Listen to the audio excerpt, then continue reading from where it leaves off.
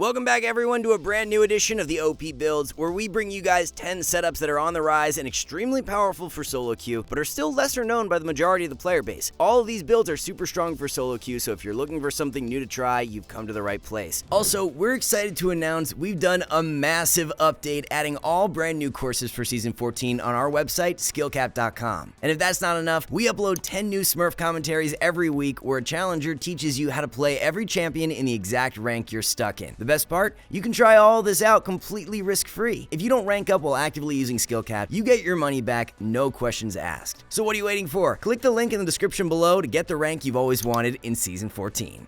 Top lane Warwick in and of itself is quite niche, but there's also a very niche build that is finding great success in him right now. Instead of building Blade of the Ruined King like most Warwick players do, it's a more durable split push heavy setup consisting of Titanic Hydra and Hullbreaker as the two core items. Third item is where things get extra spicy though, as it's Warmogs that rounds out the core. So the whole idea behind this setup is to be an absolute menace in the side lane. You have the shoving power from Titanic Hydra and the bonus damage to towers from Hullbreaker, and then Warmogs comes in and ties everything together. With Warmogs, the beauty of the item is that you can take these even trades in the side lane and then dip away to go out of combat and regen all your health. It's Ghost with Teleport that you take for your summoner spell combination with this build, and with Ghost, it very easily allows for you to take a quick trade and then dip away without dying. Any even trade that you take is actually a winning trade with Warmogs, because when you go out of combat, you're just going to regen all that health to rinse and repeat. After chunking the enemy to half and then healing up, you'll be able to take them in the 1v1 very easily and exert a ton of pressure in the side lane. The rune page is also quite unique when playing this build on Warwick, as you're taking Grasp instead of Lethal Tempo. Be sure to grab Demolish as well so you can tear down those towers even faster. There's a new rune setup for Ornn that is garnering a lot of attention over in Korea, and it actually has the highest win rate for any rune setup on the champion. This rune setup in question is Summon Airy, which may seem super odd, but it works amazing for Ornn. A lot of the time, players really overrate Grasp and just autopilot run the rune, when in reality, it's not really doing anything for you in a lot of lanes. You need to be auto-attacking in order to make Grasp useful, so if you're in a ranged matchup, or even just a melee matchup that you cannot trade aggressively against, taking Airy is so much more consistent. For example, Jace has been quite a bit more popular up in the top lane recently, and Airy is great into him. Important to know with this rune setup on Ornn, you're going to be playing more for cute poke early on in lane. Ornn players that are running this rune setup are taking at least 3 points into Q for the early laning phase. As for the build on Ornn right now, it consists of a Sunfire Aegis or Hollow Radiance Rush into Jokshow second and a situational tank item third. There's a new build for Xin Zhao that has started popping off in recent patches, and it involves dropping Titanic Hydra from the core build completely. In place of Titanic Hydra, it's going to be Eclipse, and currently Xin Zhao players who rush Eclipse are winning about 3% more than those going Titanic. Titanic Hydra was super broken at the start of the season, but then it got hit with some nerfs, and as the patches have rolled along, players have realized how strong Eclipse actually is, and it's becoming a staple item on so many junglers now. The 3-item core of Eclipse, Sundered Sky, and Steric's Gauge is arguably the most OP 3-item core in the game right now. We're seeing it on Briar and Lee Sin, while Xin Zhao is another bruiser jungler who can take full advantage. Overall, the build just has the perfect mix of everything, as you've got great damage, a nice amount of ability haste, and good durability. The rune page to go alongside this build is Conqueror with Triumph, Alacrity, and Coup de Grace, Run Magical Footwear, and Cosmic Insight for secondaries. If you guys like playing those off-meta picks, Gwen Jungle is a really great pickup right now, and there's a new build you can look to run as well. For the longest time, the core of Nashers and Riftmaker has been a staple on Gwen, but with how strong Lichbane is for Season 14, it's going to be replacing Riftmaker. Nashor's Rush into Lichbane second is the 2-item core, and it offers so much burst and consistent DPS. We've seen this setup become very popular on Echo, and it can work just as well on Gwen. Gwen needs to be auto-attacking in fights to be most effective, so you're going to be getting huge value out of the Spellblade proc from Lichbane. Q cooldown is also super low for Gwen, so this means you'll be able to get multiple Spellblade procs off throughout an extended fight. Now, for the rune page with this build, it's not going to be Conqueror. Instead, you want to be taking First Strike, as it synergizes much better with this more bursty style of Gwen. One of the best Victor players in the world, who goes by the name Dunn, has been playing a new build as of recent. Luden's is by far the most popular rush item for Victor right now, but Dunn is completely bypassing the item and rushing Lichbane instead. Second item in the build is Archangels, and this setup is all about spiking really hard in the mid game while still having a good amount of early game kill threat. Lichbane rush in general has been super underrated on Victor for a while, as it's winning way more than Luden's. Victor players who rush Lichbane are winning a whole 3% 30% more than those who rush Lutens, which is a very significant spread. As for Archangels, it feels really nice on Victor for a few different reasons. Number one is that Victor is of course an immobile mage, so the added durability you get from the Seraph's Embrace shield helps you out a ton in the mid game. Being able to play up more aggressively due to the durability from Seraphs will in turn help you get more Spellblade procs off and really take advantage of that Lichbane purchase. Number two is that you never have to worry about running low on mana, which can be so influential for solo queue, where being able to stay on the map and consistently have a presence is super important. The standard rune page that you should be looking to run with this build is Airy, followed by Mana Flow, Transcendence, and Scorch. Roll with Triple Tonic and Biscuits for secondaries. With Ahri as strong as she is in meta right now, there's this new setup going around that is being played by pros, but not seeing as much attention from the general player base. The most common second items for Ahri right now are Lichbane and Storm Surge, but pros like Scout, Showmaker, and Chovy have all been running Horizon Focus. Horizon Focus only has a 5% play rate on Ahri in solo queue, but it's being prioritized so much by the pros. One of the big draws to Horizon Focus is the fact the item only costs 2,700 gold. Lichbane sits at 3,100, while Storm Surge is at 2,900, so you're hitting your mid-game spike faster with Horizon Focus. You've also got more ability haste with Horizon Focus compared to Storm Surge and Lichbane. Both Lichbane and Storm Surge provide movement speed, which Horizon Focus does not, but you could argue that haste is actually more important on Ahri than movement speed, since having her ultimate available is so key to your success on the champ. To back up the legitimacy of the build even further, Horizon Focus does have the highest win rate for any second item on Ahri. Storm Surge is sitting at 53%, Lichbane is at 55%, while Horizon Focus has the edge up at 56%. So the two item core that you should be looking to try on Ahri consists of Malignance and Horizon Focus, while third item is very situational. The meta rune page for Ahri has also changed as of recent, with pros running Inspiration Secondary instead of Sorcery. It's the new Season 14 rune called Triple Tonic that they are taking alongside Minion Dematerializer. Moving on to a few new ADC builds now, we have a very interesting setup that has just started to take over on Jinx. Throughout the first 5 patches of the season, it was pretty much unanimous that Kraken Slayer was the best rush item for Jinx. That notion has started to shift drastically though, as Static Shiv has seen a huge surge in play rate. If you guys remember a few patches back, Static Shiv actually got a change to where the cost of the item was reduced from 3,000 down to only 2,700 gold in exchange for the passive damage being lowered. Well, it seems like this change was actually very positive for a lot of ADCs, as since that change, Static Shiv has been outperforming as a rush item. For Jinx specifically, Shiv is currently her highest win rate rush item, with players who run Static Shiv winning 53% of the time, as opposed to Kraken users who are at 51%. Even though you're rushing Shiv in place of Kraken, you're still going to be building Kraken Slayer, but it's just in the second item slot now. The 3 item core consists of Shiv, Kraken Slayer, and then Infinity Edge. By running Shiv and Kraken as your 2 item core, you're going to be hitting your mid game spike much earlier on due to Shiv being 600 gold cheaper than Infinity Edge. The rune page with this build is standard stuff as you're running Lethal Tempo, Presence of Mind, Bloodline, and Cut Down, while Absolute Focus and Gathering Storm are for secondaries. It's not just Jinx who's had newfound success rushing Static Shiv, as Aphelios is another ADC you need to be rushing it on. Stormrazor has been the most common rush item for Aphelios over the past few patches, but we've started to see Static Shiv players winning at absurd rates. Shiv is quite literally turning Aphelios into an actual legitimate solo queue pick, as players running the item are winning 53% of the time, opposed to Stormrazor users at only 47%. Back in 14.3, Stormrazor did lose a lot of its scaling power as the AD ratio on the passive proc was removed. In that same patch, Static Shiv had its cost lowered to 2,700 gold, so it's now 400 gold cheaper than Stormrazor. By running Shiv, it allows for Aphelios to then complete his Infinity Edge faster and really come online for the mid game. Infinity Edge is actually buffed for this patch, so it's going to make this Shiv into IE core even stronger. The full 3 item core that you should be running on Aphelios consists of the Shiv Rush into Infinity Edge 2nd and Bloodthirster 3rd. The rune page is Fleet Footwork with Overheal, Bloodline, and Cutdown, followed by Absolute Focus and Gathering Storm for secondaries. With the recent nerfs to Frozen Heart and Canik Rookern, there has been a new build gaining traction on Bard, and it revolves around rushing Heartsteel. Frozen Heart is actually underperforming quite hard now after it's been nerfed multiple times. On the other hand, Heartsteel was just buffed in 14.5, so if you still want to play a more tanky Bard, it's the way to go. A 2 item core that will work really well for you in games where the enemy comp has a bunch of magic damage is Heartsteel with Canik Rookern. These items synergize really well together because the magic shield that you get from Canik Rookern scales off 18% max health. Of course, Heartsteel is the item with the most amount of health for any item in the game with 900, so you get really great value from Canik when building the items together. Solstice Slay would have been a great pickup with this core if its heal still scaled off max health, but now that it does not, Bloodsong is your support item upgrade. Rune Page is Guardian with Font of Life, Bone Plating, and Unflinching, while Zombie Ward and Relentless Hunter are the optimal secondaries. We're going completely off the board for this next pick, as it's not something you see very often at all, but Rumble support with the new AP item Crypt Bloom is a very sleeper pick right now. Leandries is the rush item, and then you build Crypt Bloom second, position, as it gives your team some nice added utility for mid-game fights. Due to all of Rumble's AoE damage, it's very easy for him to proc Crypt Bloom in fights and provide his team with the AoE heal. All you need is a kill or an assist to proc Crypt Bloom passive, so if Rumble throws down a multi-man R and the Leandry's passive continues ticking down on them, as long as someone gets a kill, you'll be proccing Crypt Bloom in nearly every single fight. Now, since Rumble is not a support you see played very often, when should you be looking to pick him? Rumble support is going to work best into other melee supports, as his bully power early on in lane is great. Especially when you get to level 6, the 2v2 skirmish power of the champion is super nuts, and you're able to find catch plays and snowball really well. Rune Page you should be taking on Rumble support is Comet with Nimbus Cloak, Absolute Focus, and Scorch, followed by Cheap Shot and Ultimate Hunter for secondaries.